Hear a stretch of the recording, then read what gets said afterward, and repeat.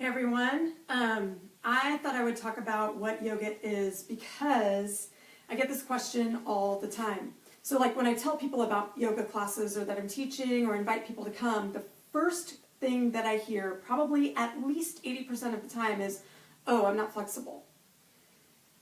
My response is always, how are you going to get flexible? And yoga is actually the practice of life while we're on the mat. It is about non-competition, no expectations, no judgment. So it's all about observation of the self and approaching with curiosity.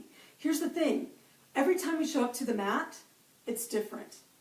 Even though you may have performed the pose before, it's different.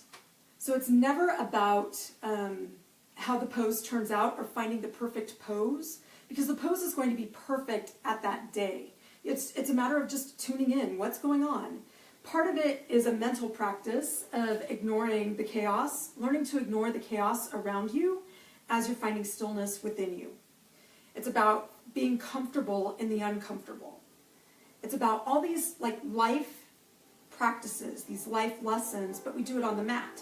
Here's the problem. And I think this is why people have this perception of what yoga is.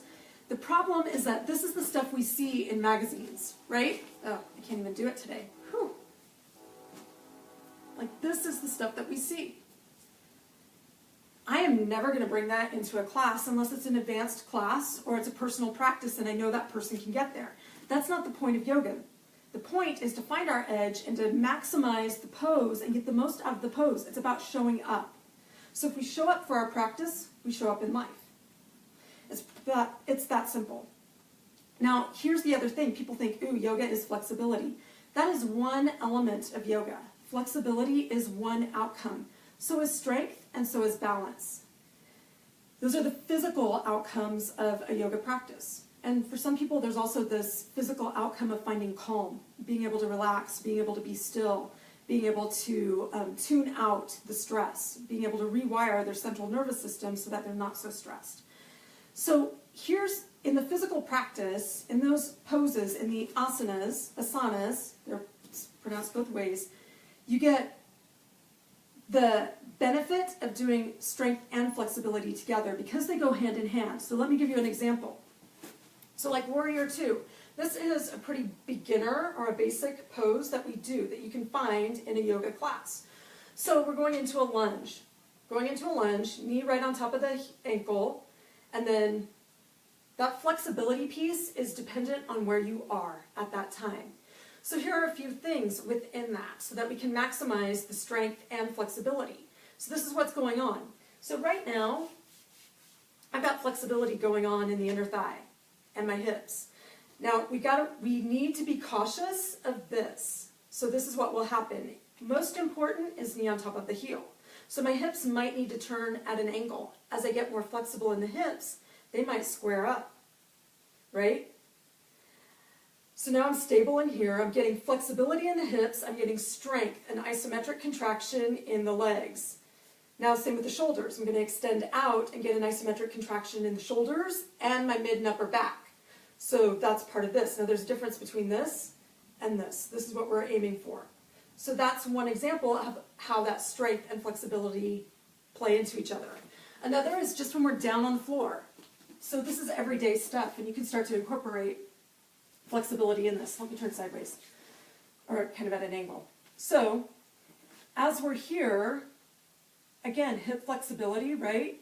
Hamstring flexibility, low back flexibility.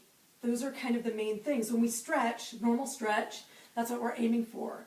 In yoga, we're going to try to go a little bit deeper, and this is how. So you start to pull your toes toward you, if possible. You start to lengthen up through the top of the head to create length in the spine, if possible. And for some people, this is where you're going to be. Totally fine. As you gain more flexibility, or as your body allows, you might be able to start to go forward. Now in this case, I want to lift and lead with my chest, not with my nose. The goal is not to get your nose to your knee. That's not the goal, but that's what some people try to do. The goal is to open up the whole backside of the body, right?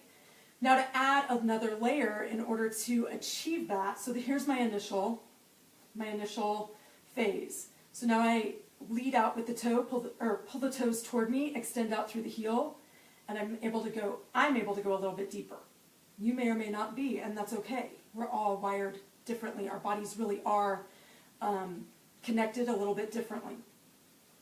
Now from here, I'm going to start to engage and create a contraction in my thighs and my hip flexors. And guess what? I'm able to go a little bit farther. And now I'll use my breath, and on that exhale, my body might allow me to go even a little bit farther. And that's how it works. That's how we create this strength and flexibility going in tandem. So we're getting the benefit of both. So as I'm contracting the front of my body, the back of my body has more space to open up.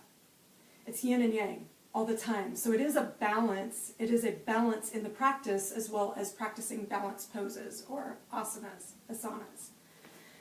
The last thing is your yoga practice can honestly be just your breath work. Your yoga practice can honestly be stillness for however long you need it to be. Because the point of it is observation of the self. That is the point of yoga. So I just want to make that clear so that people aren't scared of yoga. It isn't a scary thing. It is a personal practice. It's a chance to grow, because that's the cool thing. That's one of the things that I love the most about yoga, is I can make it as basic as I want. I can do just basic poses, but I can see how deep I can go into those. And I can keep challenging myself a little bit farther. Or I can take myself to doing things like arm balances and these cool, fun things, but I'm not going to teach these in a class. I'm just going to show up on my mat and play and do this stuff because it's just freaking fun. And I like to play in my body and see what I can do. It's up to you because it's your personal practice. If you never want to do a headstand, you don't have to. If you just want to gain, if you just want to see how your body can open up or how you can bring relaxation into your body, that's your practice and that's what it's about. If you just want to see, if you want to build some strength in your body and work the stabilizers, because that's one of the benefits of yoga, is that we strengthen the stabilizing muscles of the body to create more alignment, to create more balance, to prevent injury, to come back from injury. So those stabilizers get to strengthen, and that's just another thing that you can approach your practice with. It's all up to you, but it's a personal practice, whether you do that at home or in a group.